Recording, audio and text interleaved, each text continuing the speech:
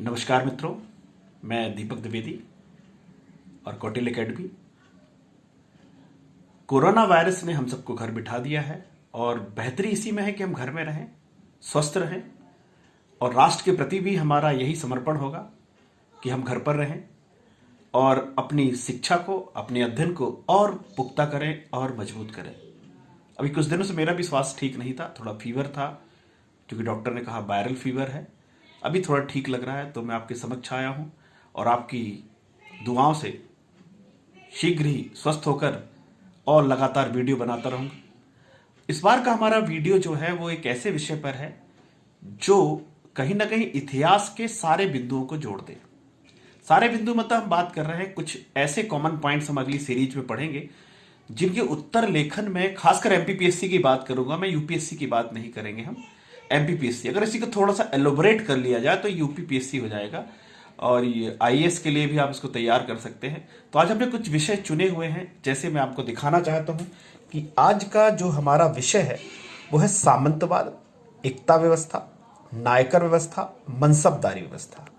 तो मैंने इन विषयों को चुनने का जो मेरा उद्देश्य है वह उद्देश्य यह है कि इन सब में मैं समानता और असमानता को दिखाना चाहता हूं। दरअसल ये व्यवस्थाएं जो शुरू हुई हैं ये कहीं ना कहीं चारों व्यवस्थाओं में मूल स्वरूप और विशेषताएं एक समान रही हैं। हम सामंतवाद की बात करें, एकता की बात करें, नायकर की बात करें, मनसबदारी व्यवस्था की बात करें, इनका उद्देश्य था प्रशासनिक विकेंद्रीकरण। कहीं ना कहीं दूर दराज के क्षेत्रों में अपने अधीनस्थों के माध्यम से शासन करना। जहां पहले मौर्य काल की बात की जाए तो इस केंद्रीय करण के दौर में हम क्या करते थे कि स्थानीय प्राधिकारियों को वेतन के आधार पर नियुक्त करते थे। अब यहां पर वेतन की बजाय उन्हें हम एक ऐसा भूखंड प्रदान करेंगे जिससे प्राप्त राजस्व से वो अपना खर्च, अपना वेतन भी निकालेंगे और अपने बादशाह या सुल्तान या सम्राट या शासक को वो अपना शेष राशि भी दे देंगे। तो कहीं ना कहीं राजा को इस सामंतवाद, एकता और नायकर व्यवस्था से प्रशासनिक विकेंद्रीकरण का अवसर मिला। वहां पर वो सारे कार्य करेंगे, शांति व्यवस्था बनाए रखने का, सुरक्षा का, न्याय का। इसलिए हमने लिखा हुआ है कि वास्तव में सामंतवाद, एकता और नायकर और मनसबदारी एक प्रकार के प्रशासनिक, राजनीतिक, न्यायिक, सैन्य और राजस्व का बंटवारा था जिस पर स्थानीय आधार पर किसी खास व्यक्ति को यह पद दिया जाता था जो छोटा राज्य या छोटा राजा कहलाता था, एक प्रकार का लघु शासक था।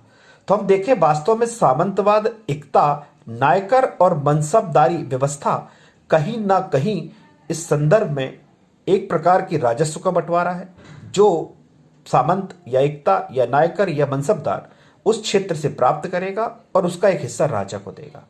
प्रशासनिक विकेंद्रीकरण मतलब राजा अपने स्वयं के क्षेत्र में शासन करेगा। सल्तनत काल में उसे खालिसा भूमि कहेंगे, मुगल काल में भी खालिसा भूमि कहेंगे और इक्तादार की भूमि को एकता और मनसबदार की भूमि को भी जागीर, मनसबदार कहेंगे।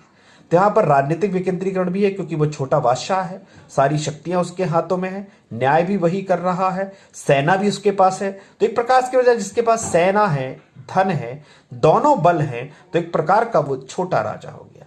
क्योंकि चाणक्य कहते हैं कि किसी व्यक्ति को धन, सैन्य बल और मंत्र, कूटनीति, तीन शक्तियों के माध्यम की आवश्यकता होती है जिससे वो संपूर्ण राज्य बन जाता है और फिर उसे कोई पराजित करना संभव नहीं है, जिसे हम प्रभु शक्ति, उत्साह शक्ति और मंत्र शक्ति के नाम से जानते हैं। तो अब बात आती है कि सामंतवाद के बाद इसकी जो उद्देश्य क्या थे। तो इसके उद्देश्य की बात करें, इसका उद्देश्य था दूर दराज के क्षेत्रों में अपना शासन स्थापित करना या साम्राज्य विस्तार।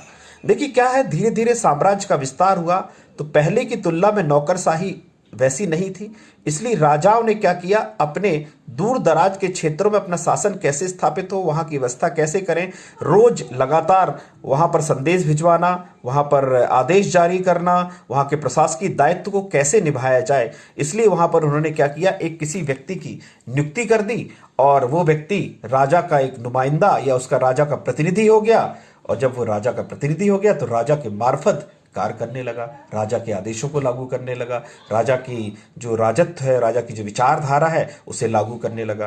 तो इस तरह कहीं ना कहीं दूसरा पॉइंट देखें तो बिना किसी प्रशासकीय उत्तरदायित्व के शासन किया गया। जिन क्षेत्रों पे राजा इन सामंत या इक्तदार व्यवस्था का निर्माण करता था, उन क्षेत्रों पे राजा को कोई प्रशासकीय उत्तरदायित्व नहीं होते थे। वहां का पूरा प्रशासकीय उत्तरदायित्व सारा कुछ इक्तादार, सामंत या मनसबदार या नायकर, देखिए शब्दावलियों का अंतर है, बार बार इसको मैं कहूंगा तो बात एक ही है, इनकी जिम्मेदारी होती थी। दूसरा उद्देश्य क्या था? स्थानीय समस्याओं का निराकरण स्थानीय स्तर पर करने के लिए। आज भी हम पंचायती राज की बात करें तो पंचायती राज व्यवस्था का भी उद्देश्य यही है, नगरीय निकाय व्यवस्था का भी उद्देश्य यही है कि स्थानीय समस्याओं का निराकरण स्थानीय स्तर पर किया जाए। तो विकेंद्रीकरण कहीं बुरा मॉडल नहीं है, लेकिन मुद्दा हम जब आगे इसको अंत करेंगे तो मैं आधुनिक काल से इसको जोड़ूंगा कि समस्याएं क्या रही हैं कि ये व्यवस्थाएं जो है सही तरीके से संचालित नहीं हो पाई हैं। अगला उद्देश्य देखें तो स्थानीय विद्रोह एवं बाह्य आक्रमणों से राज्य को बचाने के लिए। स्थानीय विद्रोह कैसे नियंत्रित करना है? बार बार केंद्र से सेना भेजना संभव नहीं है, इसलिए क्या है कि वहां पर हम क्या करेंगे कि बाह्य आक्रमणों से बचाने के लिए तो वहीं पर जो इक्तादार होगा, सामंत होगा या मनसबदार होगा, वहां पर वो बाह्य आक्रमणों को स्वयं ही पराजित कर देगा, तो राजा के ऊपर अनावश्यक दबाव नहीं आएगा। दूसरा हम अंतर देखें तो सामंत व्यवस्था जो है भूमिदान और राजस्व बंटवारे से शुरू हुई। कहीं ना कहीं इसके पीछे भूमिदान कारण थे जो मौर्योत्तर काल में हुआ है। जब शक कुषाण भारत में आए, इस शक कुषाणों के फलस्वरूप भारत में एक अनजान विदेशी, चाहे हम तुर्कों के बारे में कह लें, चाहे से हम मुगलों के बारे में कह लें, तो इनके पास कहीं ना कहीं संसाधनों की कमी थी। इन संसाधनों की कमी और दूसरा देश की सांस्कृतिक अंतर नहीं समझ पाए, सांस्कृतिक विविधता से नहीं जोड़ पाए अपने आप को, और इनको लगा कि हमारा मूल उद्देश्य तो यहाँ पर शासन करना है, धन प्राप्त करना है, चाहे वो मौर्योत्तर काल में कुषाण रहे हों, शक रहे हों या गुप्त रहे हों। इनका उद्देश्य था धन प्राप्ति करना और अपने साम्राज्य का विस्तार करना सामंतों, इक्तादारों के माध्यम से। यही कार्य इक्तादारों ने किया क्योंकि उनके पास भी संसाधनों की कमी थी। मनसबदारी व्यवस्था भी क्या था? एक ऐसा वफादार वर्ग तैयार करना चाहता था, क्योंकि जो मनसबदार हैं अकबर के काल में प्रारंभ हुई ये परंपरा है।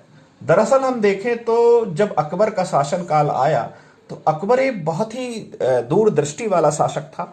वो जानता था कि भारत में अगर उसके शासन को दीर्घजीवी बनाना है, लंबे समय तक संचालित करना है, तो जरूरी है, निहायत जरूरी है कि बहुसंख्यक प्रजा अर्थात हिंदुओं को, विशेषकर राजपूतों को अपने वर्ग में शामिल करना, प्रशासन का उनको हिस्सा बनाना। इसलिए उन्होंने मनसबदारी व्यवस्था को चालू किया, जिससे यहाँ के लोगों को भी प्रशासन का, सेना का हिस्सा बनाया जा सके। और साथ ही साथ जो विदेशी हैं, अरब हैं, तुर्क हैं, अफगान हैं, ईरानी तुरानी जो भी गुट हैं विभिन्न प्रकार के, उनके प्रति एक शक्ति संतुलन तैयार करने के लिए एक मनसबदारी व्यवस्था उद्देश्य था। नौकरशाही में दक्षता बढ़ाना चाहते थे मनसबदारी माध्यम से। तो थोड़ा बहुत अंतर है, पर मूल उद्देश्य क्या है? दूर दराज के क्षेत्रों में अपना शासन स्थापित करना, बिना प्रशासकीय उत्तरदायित्व के शासन करना। इन उद्देश्यों से सामंत, मनसबदार, इक्ता व्यवस्था प्रारंभ की गई। अब बात करते हैं अगले मुद्दे पर, इनकी विशेषताएं क्या थी। तो इनकी विशेषताओं की बात करें तो विशेषताएं देखें तो प्रशासकीय सैन्य दायित्वों के बदले दिया गया भूमि या भूखंड। इन व्यक्तियों को प्रशासकीय जो कार्य करते थे, जो सैन्य दायित्व निभाते थे, उस वेतन के बदले एक भूमि खंड दिया जाता था। इस भूमि खंड से प्राप्त राजस्व प्राप्त करते थे। उस राजस्व में आगे हम देखेंगे लिखा हुआ है, चौथा पॉइंट देखेंगे कि राजस्व वसूलना मुख्य कार्य होता था। कुल राजस्व में से अपने प्रशासकीय व्यय अर्थात अपना वेतन, अपनी सेना का वेतन, अपने प्रशासनिक खर्च निकाल कर जो शेष राशि आती थी उसको केंद्रीय खजाने में जमा करते थे, जिसे इक्तादार व्यवस्था में फवाजिल कहा गया। जो शेष राशि थी उसे क्या कहा गया? फवाजिल कहा गया। हर जगह हम लिखेंगे, चाहे वो इक्ता हो या सामंत हो या मनसबदार हो, कि पहले पद स्थानांतरणी थे, केंद्र द्वारा नियुक्ति होती थी और उनका स्थानांतरण होता था। कार्य न करने पर उनकी मनसबदारी व्यवस्था को जब्त कर लिया जाता था। लेकिन हम ये पाएंगे कि बाद में ये पद क्या हो गए? अनुवांशिक हो गए, चाहे वो सामंत हो या इक्तादार हो या मनसबदार हो या नायकर व्यवस्था हो। अपने क्षेत्र में प्रशासकीय कार्य करते थे, जैसे शांति व्यवस्था स्थापित करना, सुरक्षा करना, न्याय करना। इस सारे कार्यों के लिए इनको बनाया गया था। आवश्यकता पड़ने पर राजा को, बादशाह को सैन्य सहायता उपलब्ध कराना, कभी बाह्य आक्रमण हो जाए, विद्रोह हो जाए और राजा को अगर आवश्यकता पड़ती है तो राजा को इसके माध्यम से सैन्य सहायता उपलब्ध कराना।